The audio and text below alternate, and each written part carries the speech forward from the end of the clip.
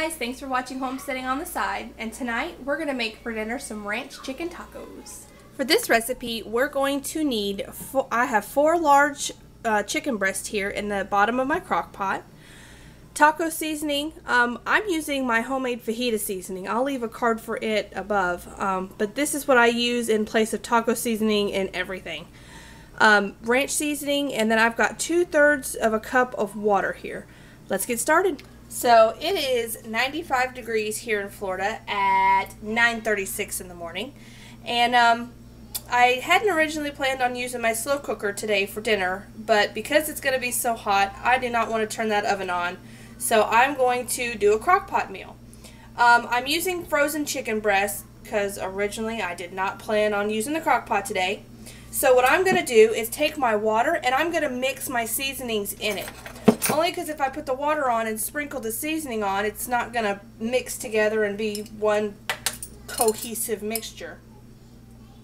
So I'm going to use 2 tablespoons of the taco seasoning. I'm using, like I said, my homemade fajita seasoning.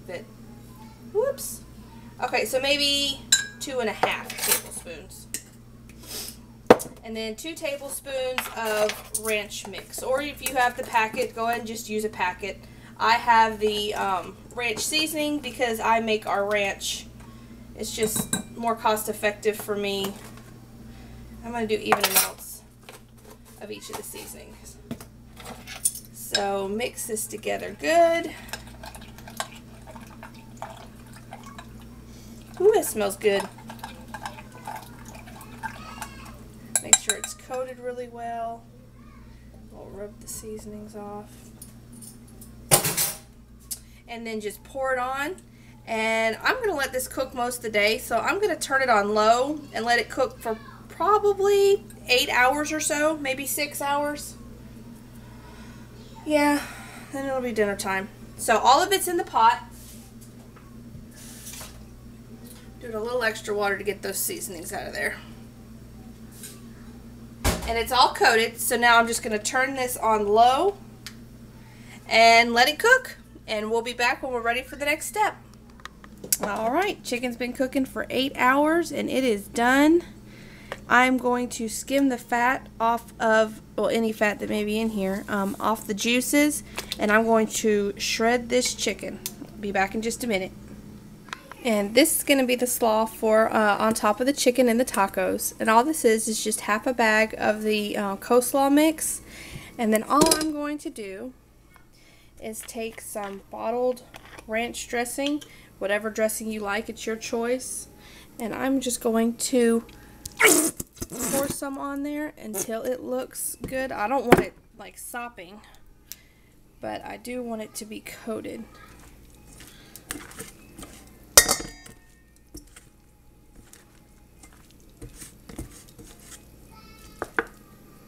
And that actually looks pretty good to me. Alright, slaw's ready. Alright, so here it is. The chicken is shredded and back in.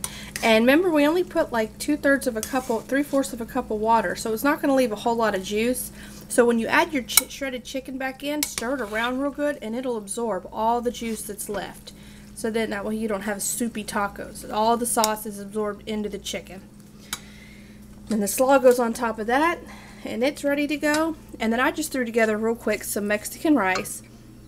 All I did was saute an onion, a bell pepper, which a yellow one is what I had, and some garlic. And I sauteed it till it was soft. I added a pint jar of my home canned salsa, and then I added 2 cups of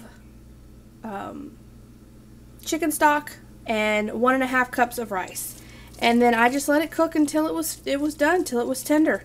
And then I added on top a cup of cheese blend. The cheese blend I used had Monterey Jack and cheddar in it. So just mix it all in together and then you've got a side dish. So let me go get my tortillas and make these. And you can put any kind of toppings on it you want. Besides the slaw or the cheese, you can do avocados, you can do tomatoes, you can do lettuce instead of cabbage. It's endless. Whatever you want to do, go for it. So I'm going to dive in and get everybody's plates made. Hope you enjoy.